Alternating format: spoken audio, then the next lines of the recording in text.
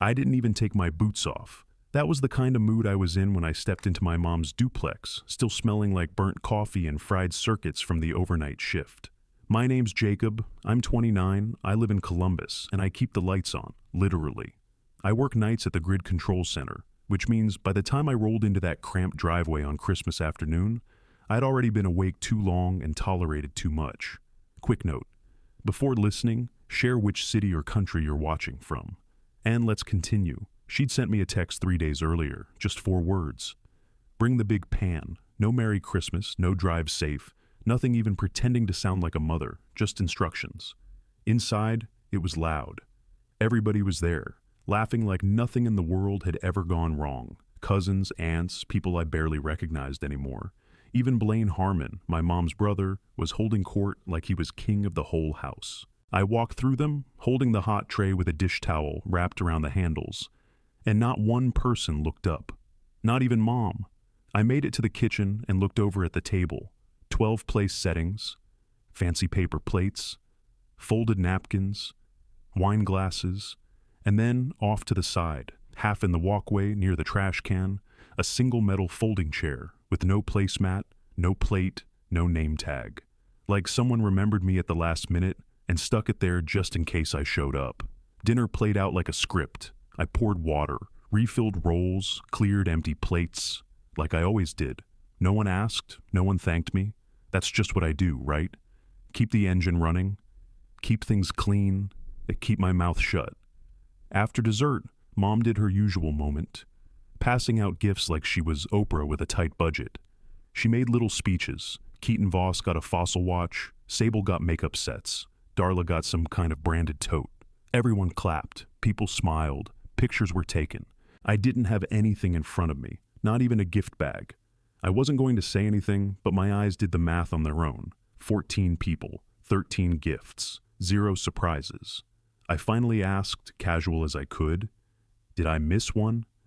Mom didn't even look up from her seat. Be grateful you can sit here, she said, like that was the end of the matter. Blaine piped up from across the table, grinning like a bully from a school assembly. Be glad we still remember your name, he said, and everyone laughed. 14 people laughed. I didn't. I just stared at that empty spot in front of me, then back to the folding chair I'd been shoved into like I didn't matter. I smiled, nodded once, stood up, and walked out. No yelling, no scene.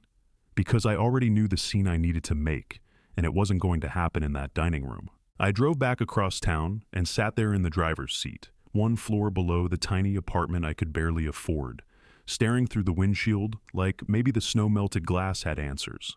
The engine was off. My hands were still clamped to the wheel, like the ride wasn't finished, like I couldn't quite go inside until I took stock of what just happened. I opened my banking app without thinking, not even mad, just mechanical, like checking the weather before a storm rolls in. I knew the pattern before the screen lit up. $1,350 for rent, another few hundred for utilities. Grocery runs every other Friday. Birthday gifts. Urgent cash requests that always came in late Thursday night, like clockwork. That house, the lights, the food, the show, looked perfect because I paid for perfect. The worst part? I never told anyone. Not once.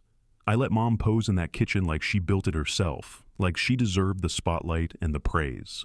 I kept my mouth shut so she could feel like the matriarch, like the survivor who pulled the family through. I thought that was what a good son did, stay invisible so someone else could shine. Twyla Cole had been calling it for over a year.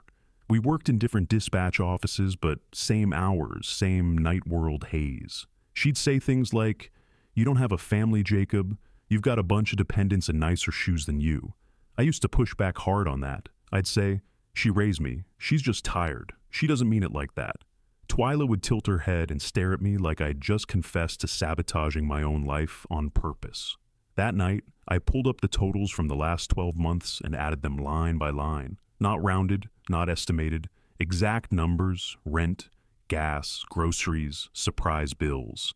It was over $16,000. That number hit like a train, not because it was gone, because of where it went, because of what it bought, and how little of it I got back. I stared at the screen and thought about Thanksgiving, about how Mom stood at the head of the table, arms stretched out like she was preaching, saying how hard she worked, how she fed the whole family herself, and people clapped, actually clapped, like she was some kind of miracle worker.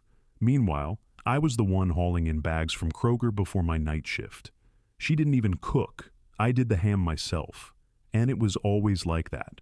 I'd stock up on drinks, Mom planned ahead. I'd cover a bounce check, Tamsin sorted it.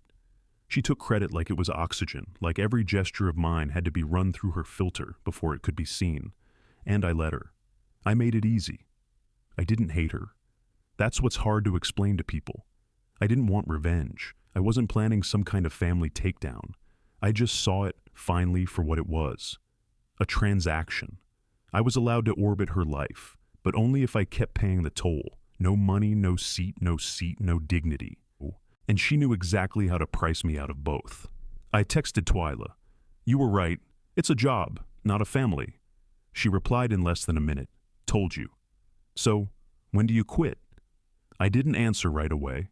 I just sat there staring at the streetlight through the fog glass, watching it flicker like a dying pulse. And I decided, without drama, without some big scene or announcement, that the next time they tested what I was worth, they were going to find out what it costs to replace me. I kept staring at that streetlight until it buzzed out, and that's when I understood something ugly about myself. None of this started at 29. I'd been training for it since I was 16. Warren Crow walked out on a Tuesday. I remember the day because I had a history test and came home ready to complain about it.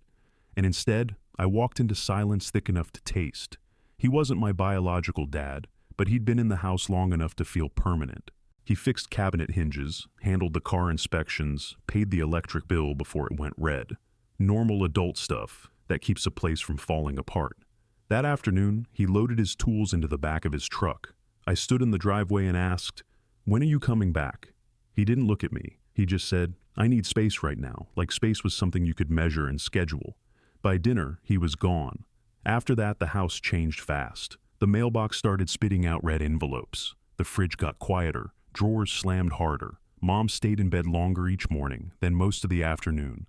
Some days she cried like someone died. Other days she snapped at everything, like the air was offending her. Then she'd get up and act cheerful, like we'd imagined the last 3 days. One night I was making boxed pasta because that's what we had left. She came into the kitchen in her robe, eyes swollen, and leaned against the counter. "You're the oldest," she said. "You understand? That was it. No plan, no apology.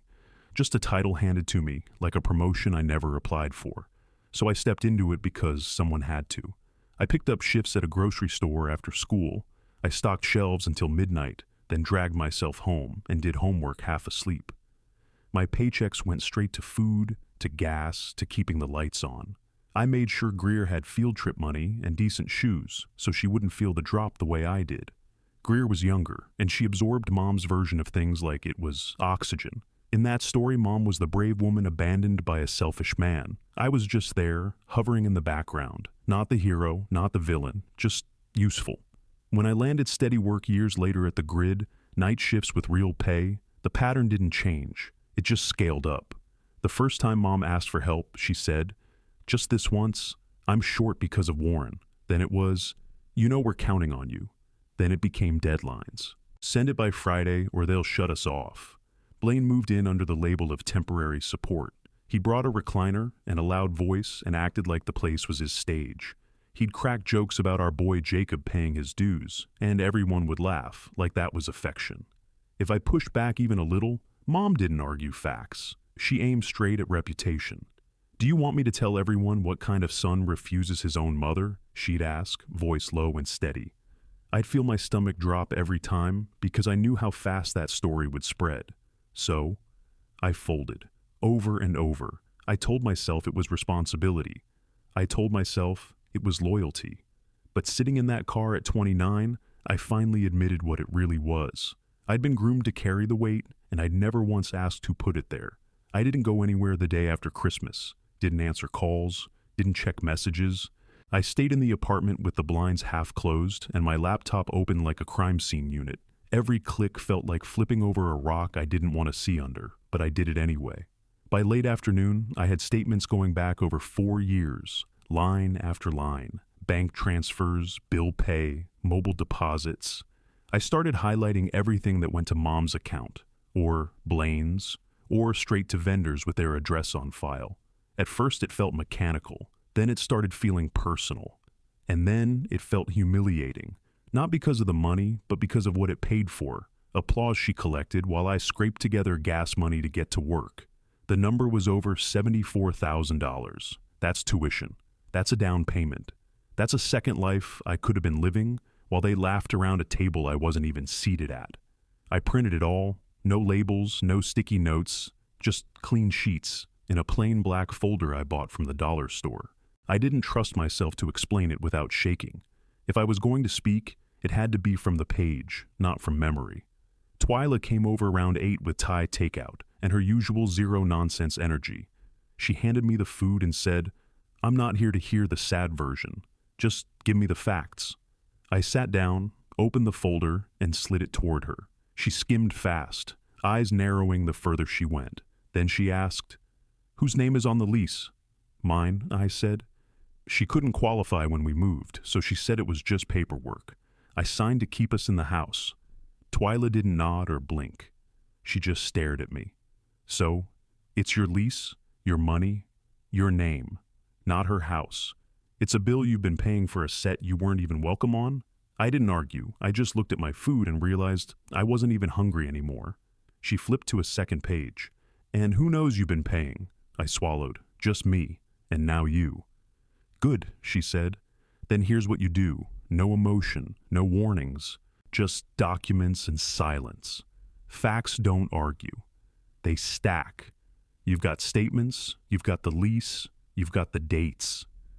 Use them." Later that night, I was still wired, so I pulled up my credit report just to look, not searching for anything specific, just a habit. There it was. A credit card I didn't recognize, opened 5 months earlier. Same address as Mom's place. Balance over $2,000 due soon. I hadn't applied for anything, hadn't received mail about it. I felt cold in the face, like blood had left. I didn't accuse anybody out loud, not yet.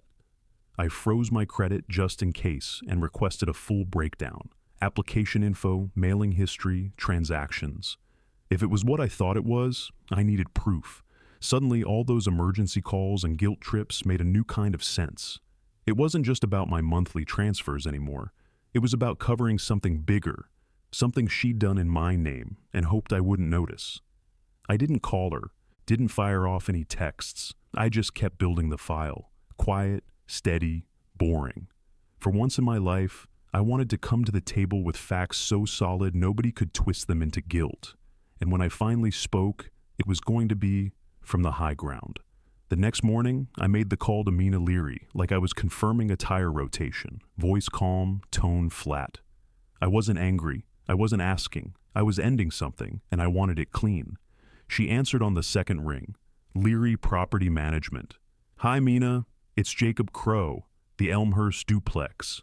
"Oh, yes, how can I help you?" "I'm not renewing the lease, I'd like to file formal notice." She didn't ask why, she just launched into the timeline like we were finalizing paperwork, not detonating a decade of family codependence. The lease ended January 31st. The renewal window was already open. All I had to do was submit written notice, email, or certified letter, and she'd handle the rest. "Once the term ends," she said carefully, "anyone not on the lease no longer has legal standing in the unit. We'll send certified letters to the current occupants so everyone's clear." I thanked her and hung up. That was the first moment I realized how simple this could actually be. No screaming, no speeches, just mail and math. The next day I drove out to Cedar Hollow, the senior residence where my grandma Inez had been living for the past few years. The place smelled like lemon floor cleaner and hallway heat, and I brought her a box of those butterscotch candies she always pretended not to like. We sat in the little common room by the fake fireplace. I told her what happened on Christmas. I told her about the chair shoved by the trash can, about the empty spot, and Mom's ice-cold line like it was just another Tuesday. Inez didn't flinch. She leaned forward, elbows on her knees, eyes locked on mine. "How much have you paid, Jacob?" she asked, like she already knew it wasn't small. I pulled the folder from my coat and handed it to her. She flipped through it slow, real slow, lips pressed tight, Like every page pulled something out of her she didn't want to show. When she hit the last page, she shook her head and muttered, "So she's been performing generosity with your money, just like your grandfather said she would." That was new. I hadn't heard that before. She set the folder down, looked me dead in the eye, and said, "I started a small family trust a while back. Nothing big. But I've been thinking about how to direct it, because I'm tired of watching adults act like teenagers. Help should go to people who don't feed on guilt." Then she leaned back in her chair and added, "If she tries to drag you into a family trial, I'll be there. Don't flinch. You've got the receipts." That was the closest Inez ever came to a pep talk. I didn't need more than that. So I wrote the plan down for myself, bullet point style. No transfers after January 6th. Formal non-renewal to Mina by the deadline. No arguments in the group chat. No explanations. No begging to be understood. And Greer, she wasn't going to get the filtered version. I wasn't going to let Mom feed her the usual wounded martyr script. I didn't owe her comfort. I owed her facts. Not to punish her, just so she'd never be able to say, "I didn't know." Before I left Cedar Hollow, Inez looked at me and said, "Don't go rescuing anyone from consequences you didn't create. That's how you stay broke. That's how they stay the same." I nodded, stood up, and slid the folder back into my coat like a loaded weapon. I didn't need to raise my voice. I just needed to follow through. On January 6th, I woke up to my usual alarm, sat on the edge of the bed, and didn't open my banking app. I didn't schedule the transfer, didn't double-check the account. I just stood up, brushed my teeth, and went to file the non-renewal notice in person with Mina. She printed the confirmation and slid it across the counter like it was a fast food receipt. I picked it up, folded it clean, and slid it into the same folder I'd been building since Christmas. That little piece of paper didn't look like much, but it felt heavier than anything else in that binder. It felt like my spine. That night I sat down and wrote Greer an email. Not a rant, not a novel, just one page. I attached trimmed-down statements with clear totals, color-coded highlights, and dates lined up in order. 40 pages would have overwhelmed her. One clean summary would cut straight through. 3 hours later, she replied, "Is this real?" I answered, "Every transfer is listed in my bank history. You can check." I didn't hear back after that, but I didn't need to. The point wasn't to get applause. The point was to make sure at least one person in that house saw the truth before the story got rewritten again. The next morning, my phone rang around 8. I didn't even check who it was. I just let it ring once before answering. Mom's voice came through syrupy sweet. "Honey, I think something didn't go through. Maybe the bank held it." I leaned against the counter and stared out the kitchen window at the snow melting off the laundromat roof. "It went through," I said. "It just isn't happening anymore." She paused, but only for half a breath. Then the sweetness dropped like a curtain. "After everything I have done for you, you're going to let me lose my home?" "It's not your home," I said, calm and direct. "It's my lease." That line hit harder than anything else I'd ever said to her. She didn't yell. She didn't cry. She just went completely silent. Not the kind of silence that comes from anger, the kind that sounds like fear. I hung up and tossed the phone onto the table like it was covered in static. I started cleaning up coffee grounds when the alert hit my phone, credit monitoring. That unknown card, it had a new balance, jumped by almost $400 overnight. Payment due in 2 weeks. I sat down and requested full documentation from the issuer. Application forms, mailing history, delivery logs. I already knew what address was going to be on it, but I wanted the envelope, not just the guess. Same zip, same unit. Her place. My hands didn't shake, but I could feel something in me go still, like when a room clears before a fight starts. My patience wasn't damaged, it was done. Then Blaine called. He didn't even start with a greeting, just launched in like I was 15 again and he was in charge. "You need to fix this now." "What on earth are you doing, blowing up the whole family over a few missed payments?" I said.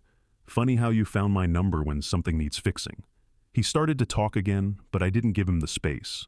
I hung up, calm as anything, and put my phone face down.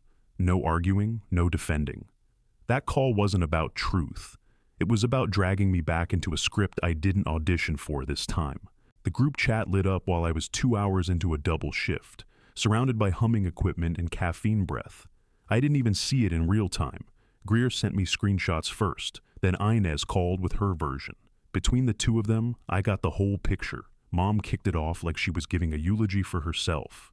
She posted, "Please keep me in your thoughts. Jacob has cut me off financially and emotionally. I don't know what I did to deserve this." That was the opening move. Make it about confusion. Paint herself as the victim. Wrap it in moral language so no one would question it directly. Darla Klein jumped in 10 minutes later with her usual moral fog. Families are supposed to honor their mothers. That's tradition. Then she dropped a heart emoji and a crying face like punctuation. People reacted with those emojis like it meant something, as if digital tears could pass for understanding. No one asked questions. They just joined the chorus. Sable Voss didn't waste time. She got loud. "This is so cold, Jacob. You're punishing your own mother over a Christmas gift. This is toxic masculinity at work." That one made me laugh. Quietly, alone in the control room while rerouting lines. Toxic masculinity? I'd been playing the housewife role for over a decade and getting insulted for not clapping hard enough. But sure, let's blame gender. Keaton tried to stay neutral, of course. That's what Keaton does. "We should all talk calmly before this tears us apart," he wrote, like the problem was the volume, not the content. Blaine made it worse, like he always does. "This is what happens when people think their paycheck makes them better than blood," he said, followed by a laughing emoji. Always a joke, always a performance, never a single solution. I didn't respond, not one word. I screenshotted everything, timestamps, names, full comments. If I was going to be painted as the villain, I was at least going to keep the record straight. Then the certified letter hit Mom's mailbox. Greer told me she opened it in the kitchen and just stood there, frozen. While Blaine asked what it was, she didn't answer him. She started calling people instead, like she was trying to pull a net together before the bottom dropped out. That was when Greer cracked. She didn't give a speech, didn't defend me. She just posted one screenshot in the group chat. A single bank summary showing the monthly transfers for the last 4 years. Over $74,000. Highlighted in yellow, no text, no insults, just the number and the source. The chat went dead for maybe 10 minutes. Then it exploded. People started asking, "Is this real? And how long has he been paying for this? And why didn't we know?" All the outrage flipped back on itself, like someone kicked the stage lights on mid-scene and ruined the show. Sable tried to pivot. Well, I never saw that part. I was just responding to how sad she sounded. Darla backpedaled with Olympic skill. "I just want peace in the family. That's all I meant." Keaton messaged me privately. "I didn't know. I really didn't. I didn't respond. Let the silence work for me for once." That same night, Mom started calling people one-on-one, telling them the screenshots were edited, that I'd fabricated the documents, that the whole thing was being taken out of context. But the damage was already done. The moment Greer posted that image, the doubt entered the room. And once doubt arrives, it doesn't leave just because you want it to. I'd just gotten home from another overnight shift when the pounding started. Loud, frantic, like someone was trying to argue with the deadbolt. I didn't even have my coat off yet. Through the peephole, I saw Mom front and center, gripping the certified letter like it was a threat and a shield at the same time. Her eyes were red and puffy, her jaw tight. Blaine stood behind her with that fake casual tension he always wore when he was gearing up to shout.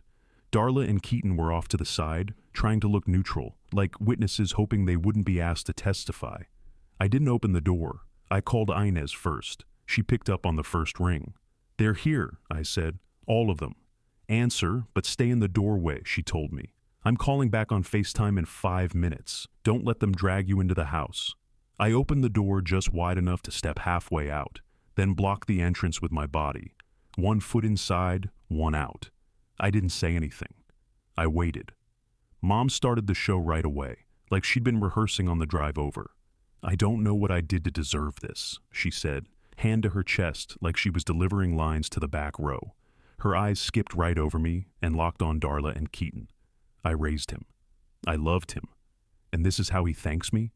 I didn't respond. I looked directly at the group and asked, "Does anyone here know whose name is on that lease?"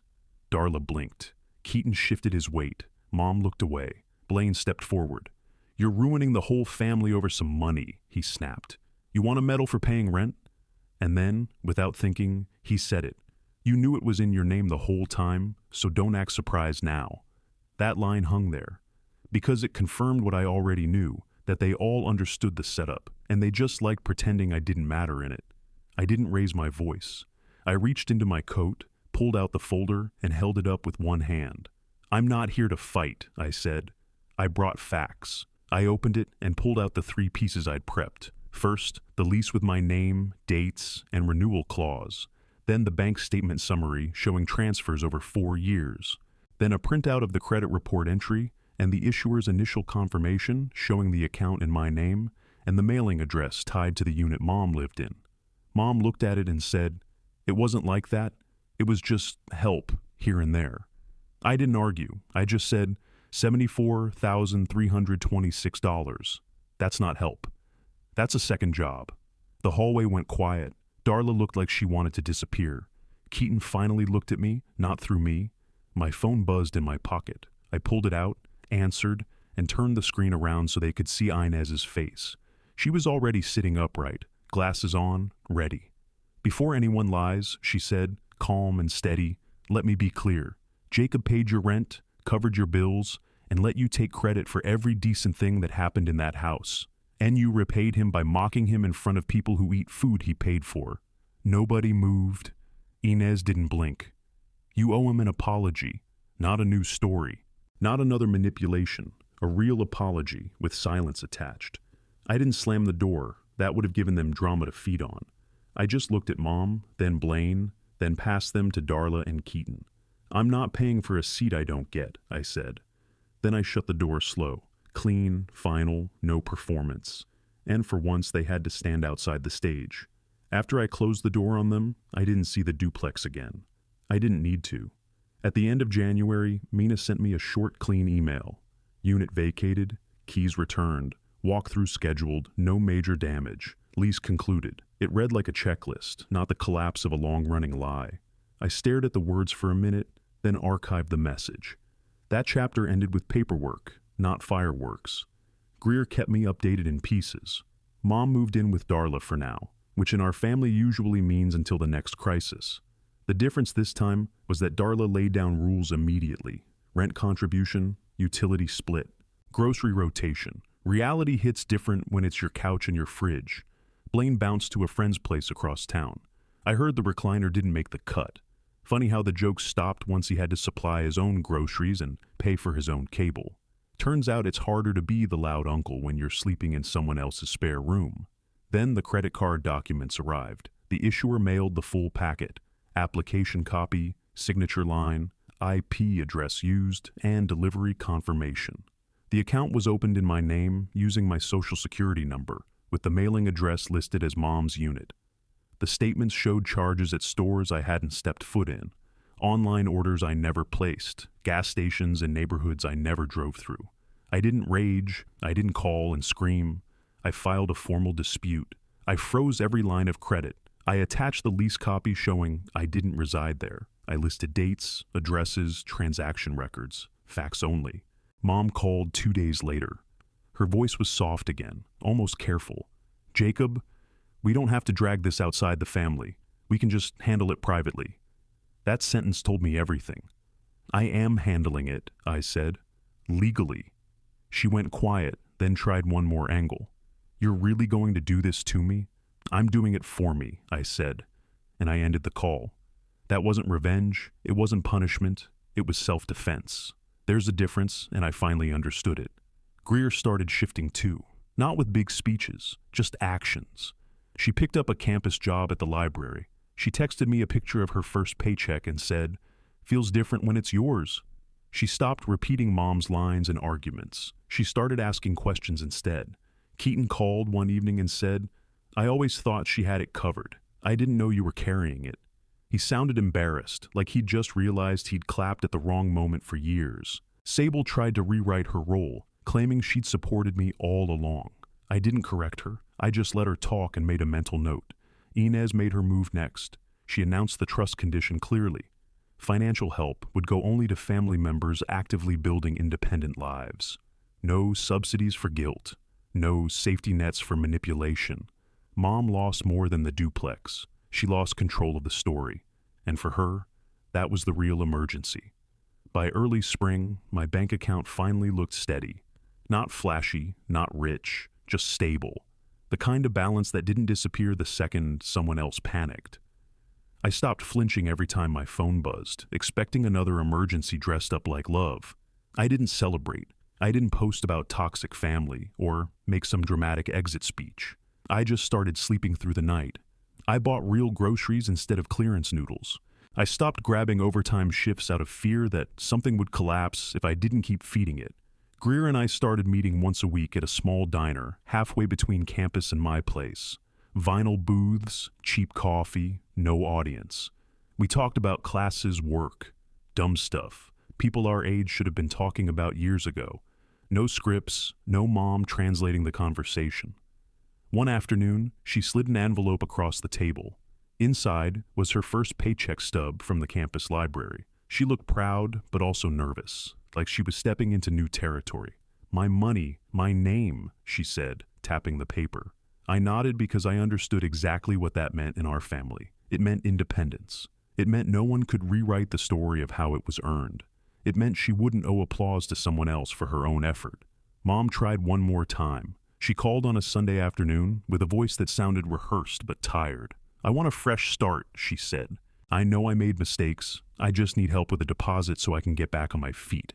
There it was. The hook at the end of the apology. "We can get coffee," I told her. "No money, no emergencies, just a relationship or nothing." Silence filled the line. Not anger, not tears, just calculation. She said she'd think about it. She never called back. A few weeks later, the credit dispute closed in my favor. The account was removed, fraud confirmed, clean slate. I didn't post about it or tell half the family. I just filed the letter in the folder and shut the drawer. Quiet justice counts the same. Blaine never apologized. Darla never fully owned her part. Sable kept pretending she'd always been neutral. I stopped caring. I wasn't collecting apologies like trophies anymore. Inez called every Sunday like clockwork. "I'm glad you stopped paying for disrespect," she'd say, calm and certain. She treated it like common sense, and maybe it always was. The real payoff wasn't watching them scramble. It was realizing shame didn't land on me anymore. They could throw it all day, and it had nowhere to stick. I didn't destroy the family. I just stopped funding the version where I didn't matter. If you've got the hype button, tap it to support this video and help it reach more people. Then please hit like, subscribe, and drop a comment. What would you do in my place? Keep paying to keep the peace or cut them off and risk the fallout?